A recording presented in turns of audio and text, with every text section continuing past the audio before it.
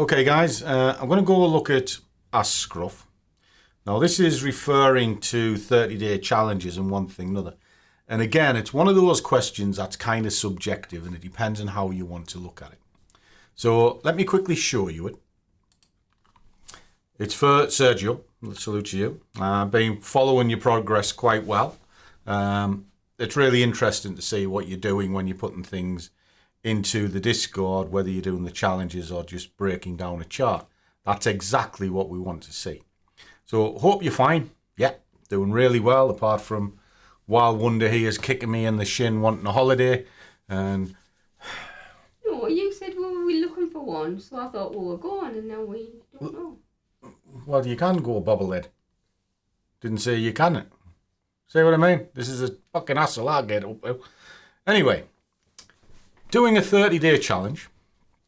Now, the raw 30-day challenge is this. It is one asset, one trade, minimum size.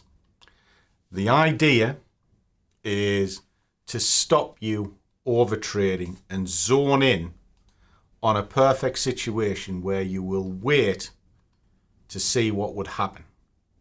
And the key word is wait, because what you'll do over the 30 days is develop a muscle memory into thinking that's good, but I think the bigger picture is better. So you wait for the better setup. Okay. Now the reason why it's one asset is you will see over a 30-day period, first of the month to the 30th, the chart grow naturally. Now you can look at it over weekend markets and things like that. So really, you've got 30 trades and a pass is 30 trades and less. Positive expectancy, obviously your strategy is working, you've been waiting. And if it's negative, but you've still got 30 and under trades, you can still take it as a good pat on the back, but you would know you would need to refine something because it was negative. Now that could be because you got in too early, etc., etc. That's the essence of what the challenge is all about. Now, as we go through this, you do one trade a day ID because it's a New York session, goes into profit or it hits the stop and it's there. Yes. Now, when you're talking of minimum size, that's to do with patience as well. And you're right with a profit and a loss. So you've got to be able to wait to get to optimum positions. And you don't add any other positions into it. So you don't use madness or anything. It's one shot. Okay. But today, after closing your trade, I see new opportunities in the market. I'll not enter the market on my account, but I'm thinking of entering on another account to see if my analysis would work. What do you think about killing and rushing, about killing the rush to trade using paper trade once you've finished? Is it breaking a rule of maximum trades? Right, okay. This is where I need to sort of discuss. See, the idea of a 30-day challenge is really a rite of passage. But if you complete your trade and then you still continue to monitor the charts, you are not killing the urge to overtrade. What you're doing is you're teaching yourself that, yeah, I've done my trade, but that doesn't matter because I'm still going to look at something else and trade on another market.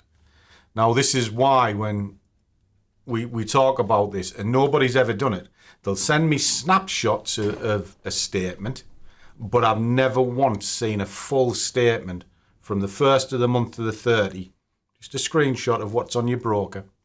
Like what I do, where it goes from the start to the finish. Not one person's done that because I know for a fact when I've been speaking to them, they've taken more than any one trade in a single day. And they won't admit it. So really the element here is discipline. It's to see whether you've got the discipline to do it. That's why I call it a rite of passage. Once you've done it, you can take as many setups as you like. You can take 100 in a day if you want to. But what you'll have done is you'll have trained your eye to wait for the best setup, but knowing it is one shot. And if you've taken that shot, you should really switch the computer off, because that's your day finished. That's how I did it.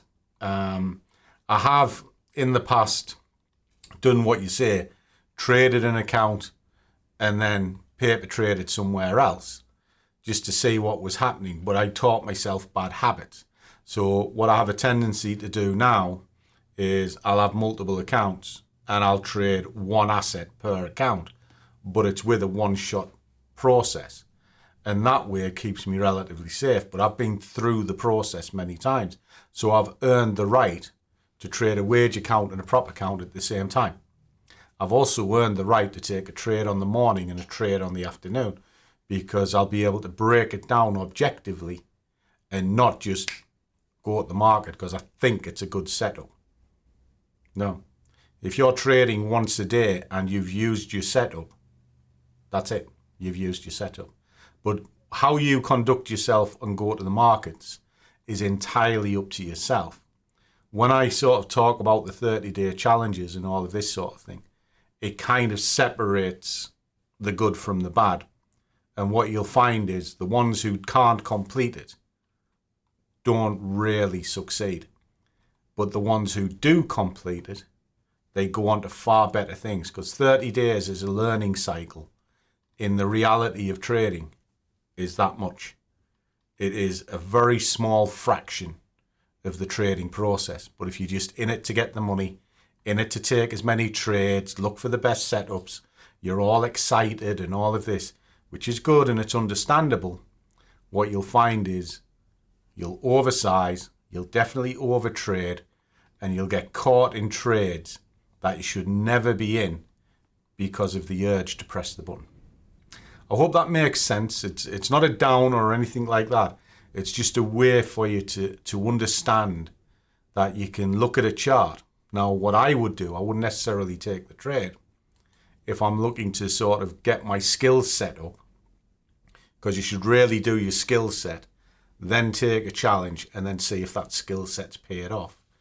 But what I could do is, if I'm doing it, I would just mark on the chart that I'm reading where the next setup would be, where I think the stop would be, where I think the take profit would be, and then just see if it plays out.